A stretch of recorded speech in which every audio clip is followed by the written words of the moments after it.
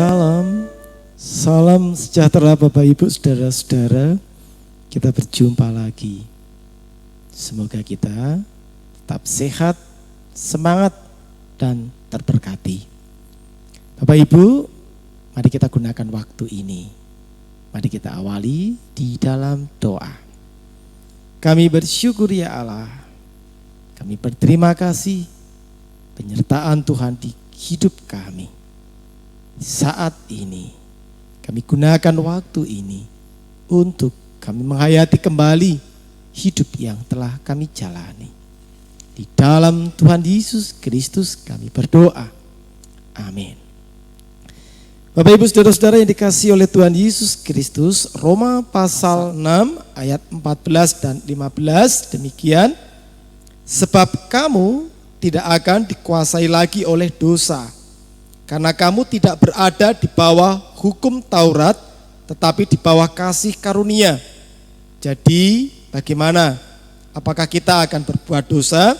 Karena kita tidak berada di bawah hukum Taurat, tetapi di bawah kasih karunia. Sekali-kali tidak. Bapak Ibu yang dikasihi oleh Tuhan Yesus Kristus, sesuatu hal kalau kita amati pada dirinya atau pada prinsipnya, pada dasarnya suatu hal itu sebenarnya baik. Tapi kemudian ketika itu digunakan bisa menjadi tidak baik. Misalkan pisau. Pada dasarnya, pada dirinya, pada kegunaannya, pisau itu baik untuk bisa membantu, memudahkan manusia di dalam baik itu menyiapkan hidangan atau juga untuk melakukan sesuatu hal yang penting dalam hidupnya. Tapi pisau juga kemudian digunakan menjadi tidak baik. Nah, di sini Rasul Paulus mengajak kepada kita untuk menghayati bahwa pada dasarnya hukum Taurat itu baik. Dan itu juga anugerah yang diberikan oleh Tuhan untuk menolong, menuntun manusia hidup dalam kebenaran. Dan dalam prakteknya ketika kita membaca beberapa kaum elit pada saat itu malah membuat hukum Taurat ini menjadi sesuatu yang membelenggu kehidupan manusia. Jadi sekali lagi pada dasarnya, pada prinsipnya, pada kegunaannya, hukum Taurat adalah anugerah yang diberikan Tuhan pada umat manusia di saat itu jadi baik. Tapi kemudian ketika ini dipraktekkan oleh kaum elit pada waktu itu seperti ahli Taurat, Saduki dan Farisi, hukum Taurat ini kemudian menjadi sesuatu yang membelenggu hidup manusia dan bahkan sangat memberatkan dan tidak mampu menolong manusia. Nah, kita diingatkan sebagaimana hukum Taurat adalah sebenarnya anugerah. Sebagai umat kepunyaan Tuhan, Kristus kita yakini, kita sembah, menghadirkan, memberikan anugerah dalam kehidupan kita. Oleh karena itu,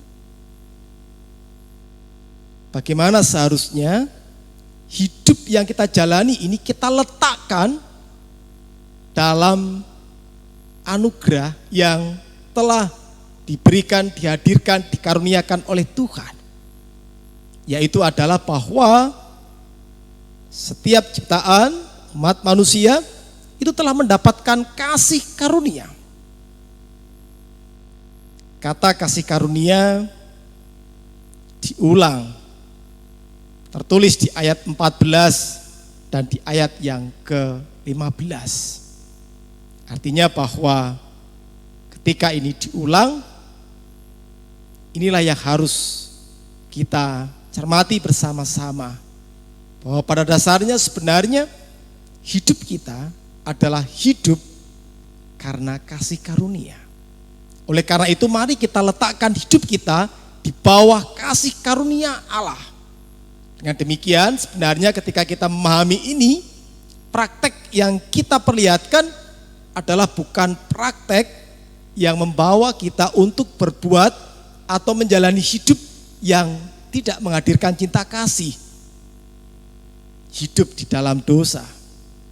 Tetapi adalah hidup yang memulihkan kehidupan karena hidup di dalam cinta kasih, yaitu adalah cinta kasih Tuhan.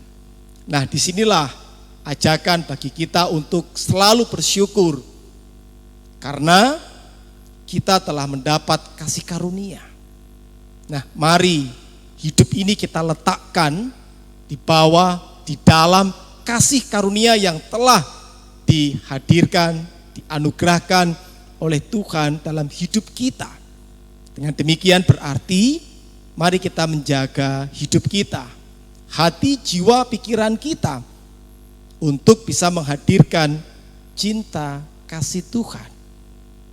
Mari kita berani untuk tidak mementingkan diri kita sendiri. Mari kita berani untuk tidak memaksakan diri kita sendiri. Mari kita meletakkan hidup ini dalam kasih karunia Allah. Menjalani hidup, melihat segala sesuatu dalam kasih karunia Allah. Jadi sebagaimana manusia yang berdosa tidak mampu menolong dirinya, Allah hadir, kemudian menolong, menuntun, dan mengembalikan manusia dalam citra yang Tuhan kehendaki ketika manusia diciptakan. Nah, begitu juga seharusnya kita dengan situasi apapun, kita lihat, kita jalani dari sudut pandang cinta kasih Tuhan, kasih karunia Tuhan. Sehingga hidup kita adalah hidup yang berupaya untuk memulihkan, hidup yang berupaya untuk menjalin relasi, hidup yang berupaya untuk membawa kebaikan, menghadirkan cinta kasih Tuhan. Mari kita letakkan hidup kita di bawah, di dalam cinta kasih Tuhan, sehingga akhirnya kemudian kita mampu untuk bisa berada dan di atasnya hukum Taurat, yang artinya segala sesuatu yang baik itu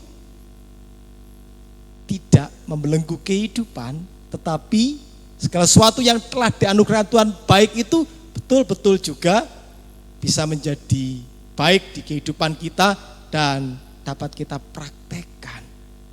Penting saat ini pemahaman ini untuk kita kedepankan dan kita perjuangkan ketika kita diperhadapkan dengan pandemi COVID-19 ini. Dengan kita meletakkan bahwa hidup ini adalah dalam kasih karunia, maka yang kita lakukan sebenarnya adalah untuk sebuah kebaikan bersama. Sebagaimana Tuhan Yesus juga hadir dalam cinta kasih-Nya juga untuk memulihkan kehidupan, dan itu pun juga diberikan kepada setiap ciptaan. Mari Bapak Ibu, ayat ini kita hayati, kita gumuli dan kita praktekkan hidup di dalam kasih karunia Tuhan. Tuhan memberkati. Amin. Terima kasih ya Tuhan. Kami sering dan mudah iri hati ketika melihat keberhasilan kesuksesan orang lain, dan seringkali kami melihat segala sesuatu terukur dari diri kami, dan inilah yang kerap membuat kami berselisih satu dengan yang lainnya. Terima kasih jika saat ini kami diajarkan untuk meletakkan hidup di dalam kasih karunia Allah. Kasih karunia yang telah Tuhan anugerahkan kepada kami seluruh ciptaan. Mampukan kami ya Tuhan. Di dalam Tuhan Yesus Kristus kami berdoa dan bersyukur. Amin.